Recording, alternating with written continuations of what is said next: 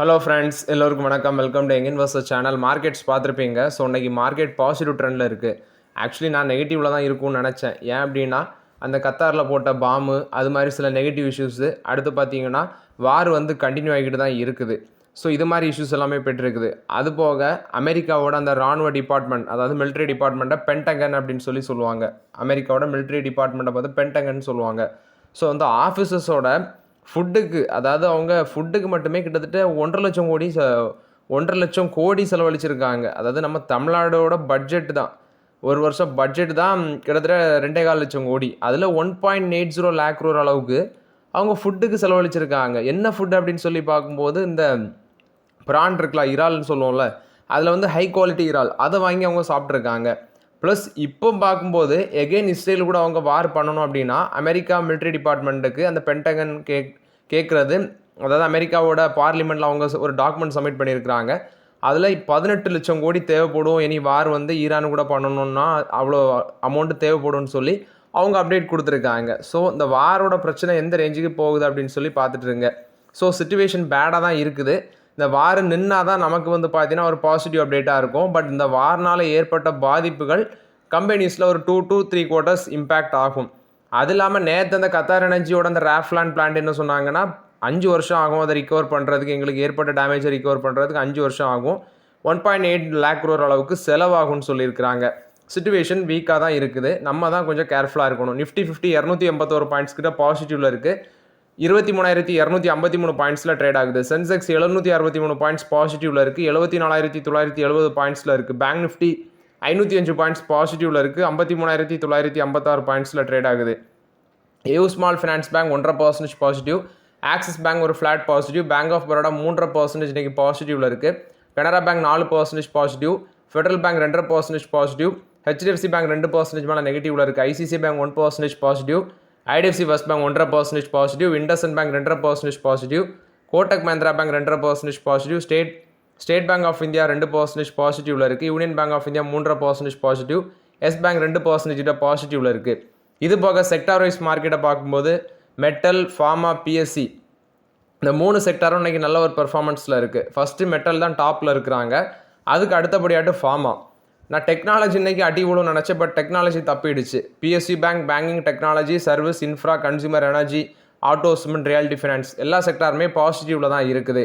Technology ஏன்னா தப்புனதுக்கு காரணம் அந்த ரிசல்ட்ஸ், ஆசஞ்சரோட ரிசல்ட்ஸ் கொஞ்சம் பரவாயில்லாத மாதிரி இருந்ததுனால டெக்னாலஜி பார்த்தீங்கன்னா செக்மெண்ட்டு கொஞ்சம் எஸ்கேப் ஆகிருக்குது. டெக் மஹிந்திரா 3% மேலே பாசிட்டிவ். நாக்கூரி 2.5% பாசிட்டிவ். ஹெச்எல் டெக்னாலஜிஸ் 2% மேலே பாசிட்டிவில் இருக்குது. விப்ரோ, இன்ஃபோசிஸ், டிசிஎஸ் எல்லாம் ஒரு 1% ஃப்ளாட் பாசிட்டிவ் அந்த ரேஞ்சில் ட்ரேட் ஆகிட்டு இருக்குது. இது போக ஃபார்மா கம்பெனிஸில் Glenmark pharma 3% positive. Biocon 2% positive. Aurobindo pharma 2% positive. Divi's lab 2% பாசிட்டிவில் இருக்குது. Lupin 2% positive. இது போக ரெட்டிஸ் 1% பாசிட்டிவில் இருக்குது. சிப்லா 1% பாசிட்டிவில் இருக்குது. சன் ஃபார்மா பார்த்தீங்கன்னா 1% பாசிட்டிவில் இருக்குது. ஆக்சுவலி மோரோராட்டு ஃபார்மா செக்டார், டெக்னாலஜி செக்டார் மேலே போனதுக்கு இன்னொரு ரீசனும் இருக்குது. Rupee depreciation. ருப்பி 93 ருப்பீஸை தாண்டி இருக்குது. அதாவது டாலர் அகேன்ஸ்ட் இந்தியன் ருப்பி 93 ருப்பீஸை பார்த்தீங்கன்னா ரீச் பண்ணியிருக்குது. இதனால டாலரில் ஏர்ன் பண்ணுற கம்பெனிஸுக்கு எல்லாமே பெனிஃபிட் இருக்குது. அந்த பேசிஸில் பார்த்தீங்கன்னா இந்த ஸ்டாக்ஸ்லாம் பெனிஃபிட் அடைஞ்சிருக்கு. 93.08 அந்த ரேஞ்சுக்கு பேருக்கு அகேன்ஸ்ட் யூஎஸ் டாலர். அது இல்லாமல் விரைவில் 100 ரூபாயை டச் பண்ணிடுவோம் அப்படின்னு சொல்லி நிறைய பேர் சொல்கிறாங்க. இந்த வருஷமே பார்த்தீங்கன்னா 100 ருப்பீஸை கூட டச் பண்ண சான்ஸ் இருக்குதுன்னு சொல்கிறாங்க. பட் நான் நம்பலை. நான் எதிர்பார்க்குறது 95 வரைக்கும் பாசிபிலிட்டிஸ் இருக்குது. ஆனால் 100லாம் போமா அப்படிங்கிறது எக்ஸாக்டாக சொல்ல முடியாது. நாட்கோ ஃபார்மா கொடுத்த அப்டேட்டு, செமாக்யூல்டே ட்ரக்கை 1,290 ரூபாய்க்கு இந்தியன் மார்க்கெட்டில் இந்த டயபெட்டிஸ் ட்ரக்கை பார்த்தீங்கன்னா இன்ட்ரடியூஸ் பண்ணியிருக்கிறாங்க. இது GLP-1 டயபெட்டிஸ் தெரப்பி செக்மெண்ட்டில் அவங்களுக்கு ஆப்ஷன் வந்திருக்கு. இப்போ எக்ஸிஸ்டிங் ட்ரக்கை கம்பேர் பண்ணும்போது ப்ரைஸ் ரொம்பவே கம்மி. 1,290 ரூபானா எக்ஸிஸ்டிங் கம்பெனிஸ் விற்கிறாங்களா, நோவா நார்டிஸ்க், அந்த விகோவி, ஒசம்பிக், அதை கம்பேர் பண்ணும்போது, அவங்களோட ப்ரைஸை கம்பேர் பண்ணும்போது இது ரொம்பவே சீப்பாக இருக்குது. இவங்க மல்டிபிள் டோஸ் வேரியண்ட்டில் கொண்டு வராங்க. இப்போ பிராண்ட் நேம்னு பார்க்கும்போது நாட்கோ ஃபார்மாவோடது செமனெட், செமஃபுல் அப்படிங்கிற 2 பிராண்ட் இருக்குது. இது 2 mg பார் 1.5 ml, 4 mg பார் 3 ml வேரியண்ட்டில் 2 வேரியண்ட்டில் வருது. இது ஒன்று 1,290 ரூபா, இன்னொன்று 1,750 ரூபான்னு சொல்கிறாங்க.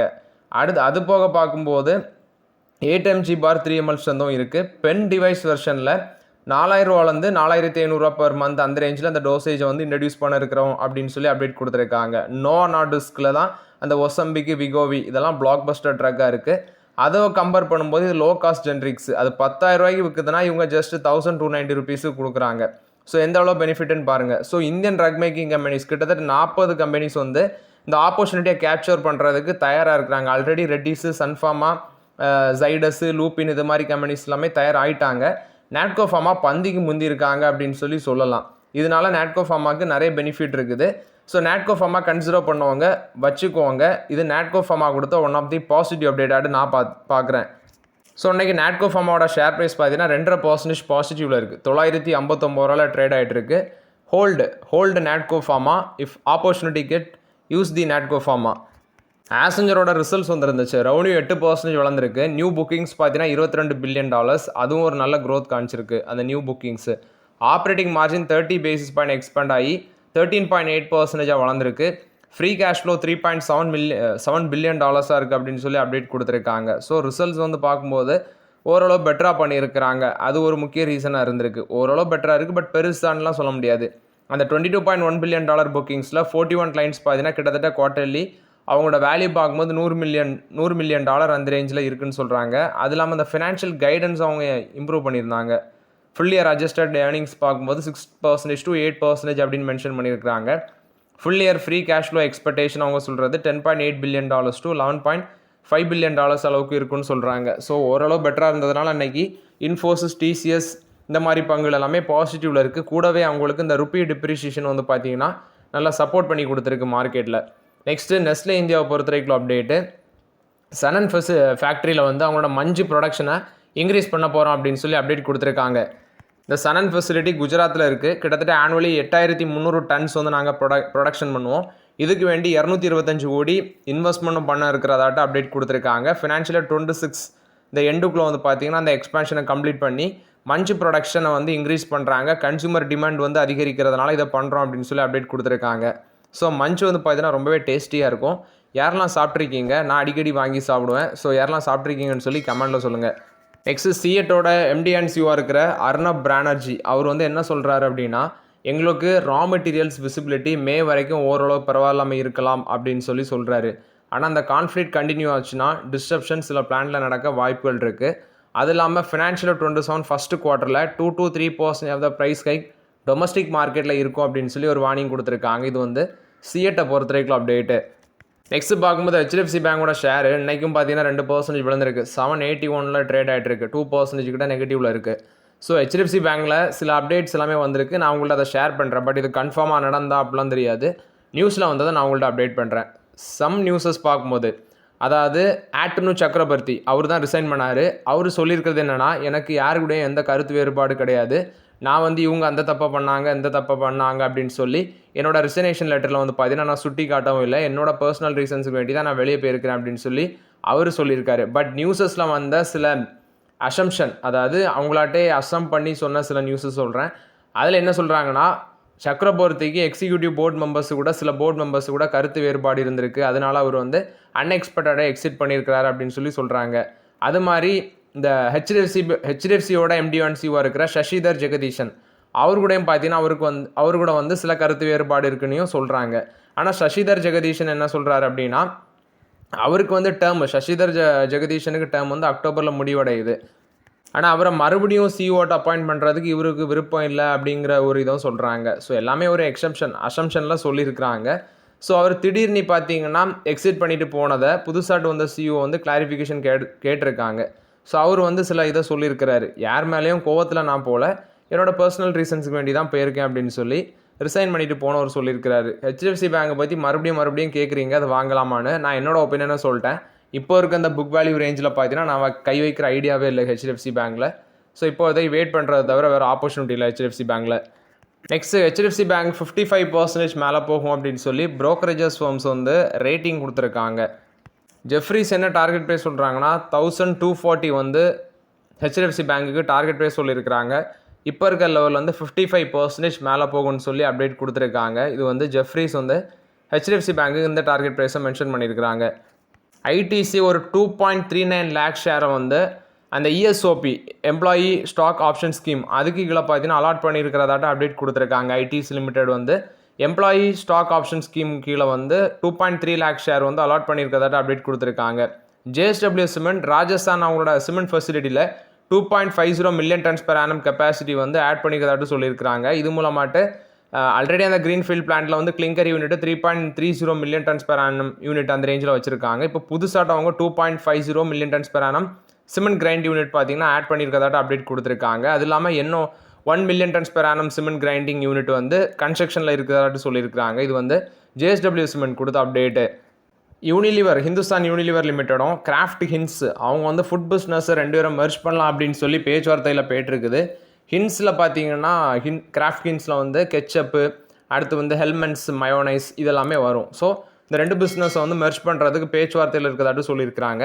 இதோட merger value tens of billions வரும்னு சொல்கிறாங்க. டென்ஸ் ஆஃப் பில்லியன்ஸ் ஆஃப் டாலர்ஸில் வரும்னு சொல்கிறாங்க. ஸோ வெயிட் பண்ணி பார்க்கலாம் அந்த மெர்ஜர் வந்து எப்போ கம்ப்ளீட் ஆகுது, பேச்சுவார்த்தை எப்போ முடியுதுன்னு. இது வந்து ஹிந்துஸ்தான் யூனிலிவர் கிராஃப்ட் ஹைன்ஸை பொறுத்த வரைக்கும் அப்டேட்டு. கிளென்மார்க் ஃபார்மா பார்த்தீங்கன்னா ஹாலியோன் அந்த ஹாலியன்ஸோட $384 million worth of US national spray market share வந்து இவங்க டார்கெட் பண்ணுறதாட்ட அப்டேட் கொடுத்துருக்காங்க. ஸோ இது வந்து பெயின் அண்ட் அலர்ஜி செக்மெண்ட்டில் லான்ச் பண்ணுறாங்க மில்னா சிப்ரான். ஸோ இது டிமாண்ட் அதிகமாக இருக்குது அப்படின்னு சொல்லி OTC மார்க்கெட்டில் வந்து பார்த்தீங்கன்னா ஃபோக்கஸ் பண்ணுறதாட்ட அப்டேட் கொடுத்துருக்காங்க. இது வந்து கன்சியூமர் ஹெல்த் கேர் அதை பேஸ் பண்ணி இதை லான்ச் பண்ணுறாங்க. ப்ரைஸிங் பவரும் பார்த்தீங்கன்னா கம்மியாக தான் இருக்குதுன்னு சொல்லியிருக்கிறாங்க. காம்படிஷனும் லிமிட்டடாக இருக்குது இந்த செக்மெண்ட்டில், இந்த நேஷனல் ஸ்ப்ரே பிஸ்னஸில். ஸோ இது வந்து கிளென்மார்க் ஃபார்மாவுக்கு ஒரு பாசிட்டிவ் அப்டேட்டாக இருக்குது. டாடா பவரை கொடுத்த அப்டேட் இவங்க குஜராத்தில் வந்து பார்த்தீங்கன்னா குஜராத் கவர்மெண்ட்டு கூட ஒரு பவர் சப்ளை பார்ட்னர்ஷிப் ரிவைஸ் பண்ணுறாங்க. குஜராத் கவர்மெண்ட்டோட Tata power. So long term supply agreement இது 4 GW முந்த்ரா பிளான்ட்டு. ஆக்சுவலி இது வந்து பார்த்தீங்கன்னா கோல் பிளான்ட்ஸ்லேருந்து அந்த பவர் அவுட்புட் எடுக்கிற மாதிரி இந்த பார்ட்னர்ஷிப் போட்டிருக்காங்க. இது வந்து பார்த்தீங்கன்னா டாடா பவரை பொறுத்த வரைக்கும் அப்டேட். குஜராத் கவர்மெண்ட்டோட சக்ஸஸ்ஃபுல்லாக இந்த பார்ட்னர்ஷிப் போட்டிருக்காங்க. இது வந்து ஒரு long term partnership. Next Bharat electricals limited கொடுத்த அப்டேட்டு இவங்க கோல் இந்தியா கூட சேர்ந்து பார்த்தீங்கன்னா ஒரு ஜாயின்ட் வெஞ்சர் போடுறாங்க. ஸோ இதோட மொத்த investment value 3064 crore. Actually joint வெஞ்சரில் பாரத் எலக்ட்ரிகல்ஸ் லிமிடெட் 49% ஓன் பண்ணுவாங்க. Bharat coal gasification and chemicals limited வந்து பார்த்தீங்கன்னா ரிமைனிங் 51% ஓன் பண்ணுறாங்க.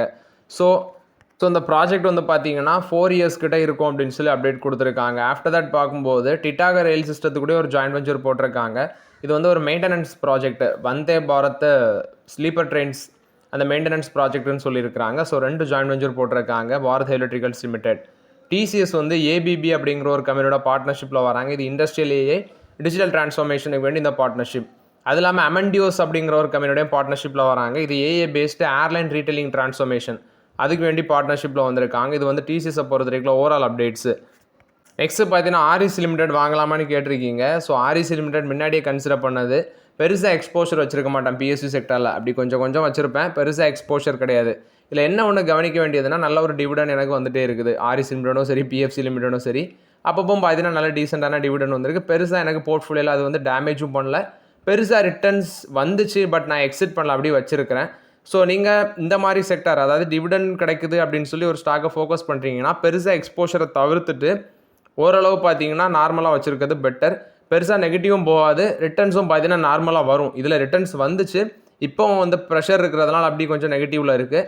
பட் ஒரு நல்ல டிவிடன் வந்து பே பண்ணிகிட்டே இருக்கிறாங்க. இது வந்து ஒரு PSU செக்டாரில் இருக்கிற கம்பெனி. விரைவில் REC லிமிடெடையும் PFC லிமிடெடையும் மெர்ஜ் பண்ண கூட சான்சஸ் இருக்குது. ஸோ ஓகே ஃப்ரெண்ட்ஸ், ஆக்சுவலி இந்த வீடியோவில் சில இம்பார்ட்டன்ட் அப்டேட்ஸ் எல்லாமே டிஸ்கஸ் பண்ணோம். அந்த வீடியோ உங்களுக்கு பயனுள்ளதாக இருந்துச்சுன்னா லைக் பண்ணுங்கள், சப்ஸ்கிரைப் பண்ணுங்கள், கமெண்ட் பண்ணுங்கள். Okay friends, thank you.